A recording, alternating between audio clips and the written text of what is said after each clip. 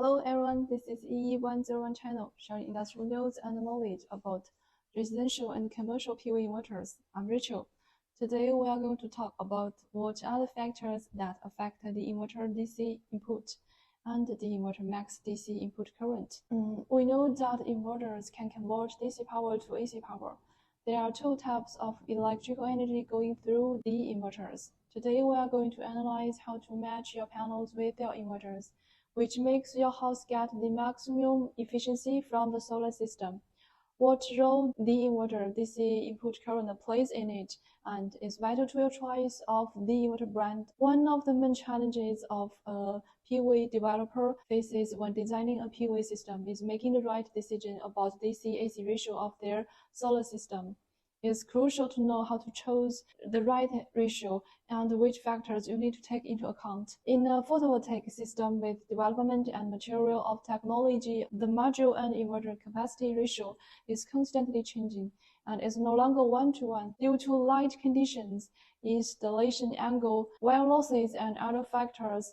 The efficiency of the photovoltaic panels cannot reach 100%. Most of the time may only output 70% of the rated power. So in many countries, the solar panel power will exceed power of inverter by 20% or 30%. One may be curious about what DC-AC ratio is. To put it simply, photovoltaic systems have two very important elements. One is photovoltaic module, which converts solar energy into direct current, and the other is inverters that converts the direct current input from solar panels into alternating current. When considering how to design a photovoltaic system, you need to think about two questions. One, how much direct current can solar panels generate? Two, how much AC power can the inverter convert and output? The capacitance ratio is the relationship between the DC power of the solar panels and the AC power of the inverters. Usually we will use STC power as a standard for calculation, and is a peak power of photovoltaic module under standard test condition. Irradiance of 1000 watt per square meter, cell temperature of 25 Celsius degree, or called normal power. Then we should choose the number of panels that can be installed according to the roof area, and at this time you can roughly get a total power value of power generation. Take Jinko 415 watt as an example. 415 watt plus 10 means 4150 watt, then 4.15 divided 1.13 means 3.67. So we can choose a machine around 3.6 kilowatt. There are some factors that may affect the efficiency of the generation. As environmental conditions such as temperature and irradiance change,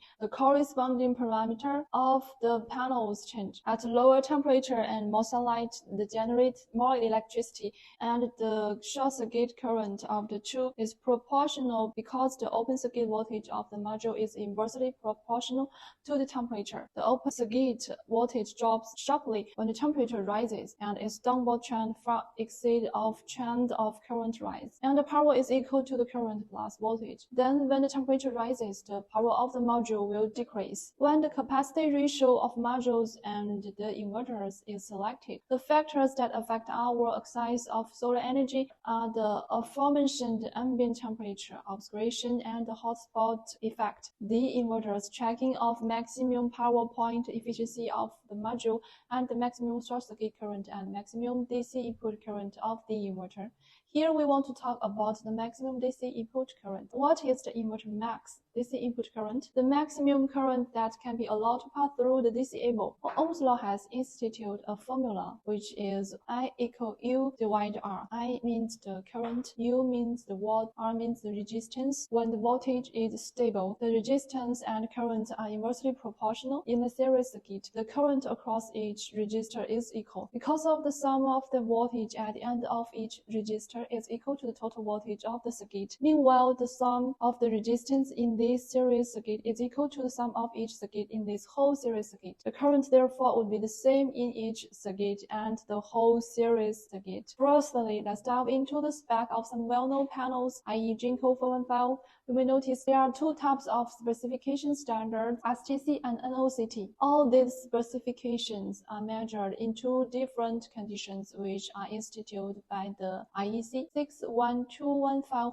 IEC 61730. One of these parameters is called maximum power current IMP. The parameter represents the maximum current allowed to be put into the inverter, i.e., the current selected for the PV module cannot exceed this value. If it exceeds it, it means that the PV module can generate more power than the inverter can convert, meaning it will lose some of the power. This module parameter corresponds to the maximum DC input current. The maximum input current of the module less or equal than the maximum input current of the inverter. Of course, the PV panel also has the maximum input voltage and the maximum short circuit current. Maximum input short circuit current is the maximum current that the inverter allows to pass after the PV panel is connected to the short circuit. If the PV panel short circuit current exceeds this value, the inverters will burn, which does not only affect the capacity, but also affects its service life. So let's take a look at some mainstream brands now, such as Sangu, Goodway, Huawei, Pronews. Whether single-phase or three-phase grid connected machines, the maximum DC input current is between 11 to 13A. We can see above that Jinko Fallen file IMP is 13.48A. So to a certain extent, it will cause a loss and waste of electric energy. For all products of EG Energy, the maximum DC input is 18A. More than the current popular IMP of most modules, in the future development trend, the power of the module will definitely become larger and larger, and its IMP will also become larger and larger. Therefore, it's particularly important to choose an inverter that can adapt to the advanced module in 5 to 10 years. So that's all. Welcome to follow us on YouTube and Facebook. Thank you. Bye-bye.